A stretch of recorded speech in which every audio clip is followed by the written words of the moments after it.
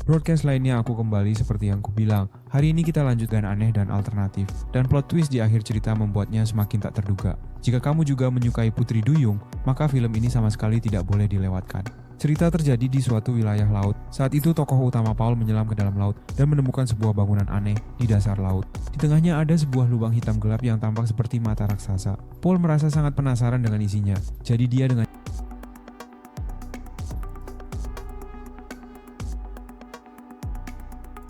untuk mengurangi stres, dia membawa pacarnya dan dua temannya berlibur ke Spanyol. Sementara kedua temannya adalah kakak dan kakak perempuan. Saat ini, keduanya sedang menikmati sinar matahari terbenam di dek. Paul dan pacarnya juga ikut ke dek. Tiba-tiba keempatnya mendengar nyanyian misterius yang datang dari sekitarnya. Ternyata berasal dari sebuah kota kecil di depan. Dan yang aneh adalah, kota kecil ini dikelilingi laut di sekelilingnya. Lebih mirip dengan sebuah pulau kuno. Saat itu, si kakak perempuan merasa sudah cukup berjemur. Jadi dia kembali ke kabin kapal. Namun Paul tidak peduli. Ia hanya bisa duduk di sofa untuk beristirahat. Tapi tiba-tiba ada bayangan hitam melintas di depan matanya. Dan ketika dia menatap lagi, itu adalah seorang wanita berbaju hijau. Paul tiba-tiba merasa sangat takut. Jadi dia memutuskan untuk memeriksa. Ketika wanita itu menoleh, dia menemukan bahwa itu bukan pacarnya, melainkan gadis kecil dalam mimpinya. Tiba-tiba, mulut gadis kecil itu mengalami banyak perubahan. Sekali lagi membuat Paul terbangun. Ketika dia menoleh, Paul melihat jendela di luar, melihat sekelompok orang berkumpul di bawah. Setiap orang tampak santai, seperti tubuh yang tidak memiliki kehidupan. Melihat Paul, semua orang berteriak. Yang lebih menakutkan adalah mereka orang-orang lebih kuat daripada kesehatan mereka.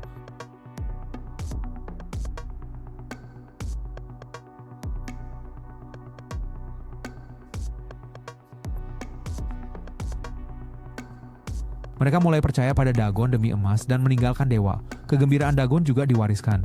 Hadiah Al-Shlarna, dia juga tidak bisa memuaskan rahasianya. Jadi hanya pinjaman hidup yang bisa diganti menjadi kekayaan. Beberapa orang tidak percaya pada Dagon, menjadi penghambat berkah termasuk kakek dari pihak ayah. Paul terpaksa percaya pada cerita kakeknya, karena kakeknya mengatakan bahwa dia adalah orang terakhir yang tinggal di kota kecil itu. Dia tampak iri pada Dagon, tetapi sebenarnya tidak.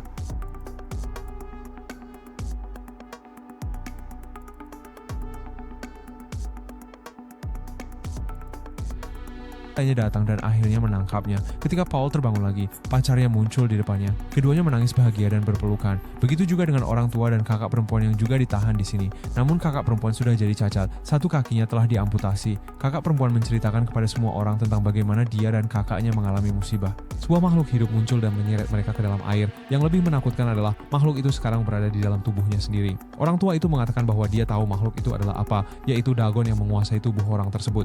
Cuma ternyata para penduduk desa sudah datang di depan pondok. Paul dengan cepat menerobos ketika mereka membuka pintu. Kemudian orang-orang segera mengikuti dan terlibat.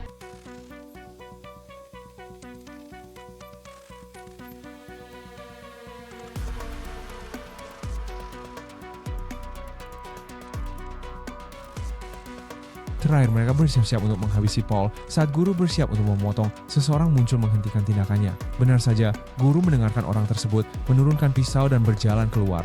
Paul melihat ini dan bertanya kepada orang itu mengapa menyelamatkannya.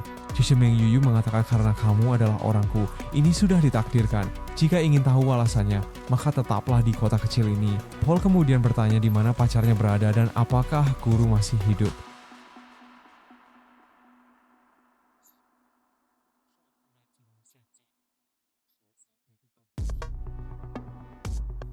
Mendengar hal ini, Paul langsung berkata kalian tidak bisa melakukan ini. Putri Duyung membujuknya untuk melupakan pacarnya.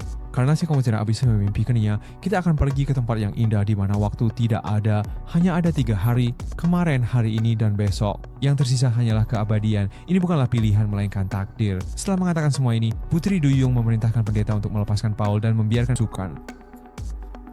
Akhirnya untuk menyelamatkan pacarnya, Paul membawa pisau dan tabung hantu ke gereja karena dari percakapan sebelumnya antara Putri Duyung dan pendeta, dia mengetahui pacarnya ada di sini. Setelah mencari, dia menemukan pintu rahasia dan langsung masuk. Pada saat ini banyak penduduk desa dan Putri Duyung sedang mengadakan upacara pengorbanan, bersiap untuk mengorbankan pacar kepada Dagong. Pacarnya dilepaskan pakaiannya dan ditorehkan banyak luka di tubuhnya dengan pisau. Darah terus mengalir keluar, kemudian terjatuh ke dalam sebuah sumur dalam. Tetesan air segera menarik perhatian Adipati. Gambaro. Putri Duyung memberitahunya, ibumu saat muda dijual ke sini, menikah dengan Si Wei, lalu lahirlah engkau. Tapi ibu akhirnya mudah-mudahan melarikan diri, sampai kamu kembali sekarang, sedangkan aku adalah saudara tiri kamu. Pada saat ini, Si Wei melepas tudung kepala dan menunjukkan wajahnya. Ternyata adalah seekor gurita kecil yang lucu. Kekuatan tarikan yang tiba-tiba ini membuat masih ingat mimpi-mimpi itu? Mimpi-mimpi itulah yang membimbingmu ke tempat ini. Kita adalah saudara sekaligus saling mencintai. Kesemuanya Rasius dia juga menyadari bahwa dirinya bisa bernapas di dalam air.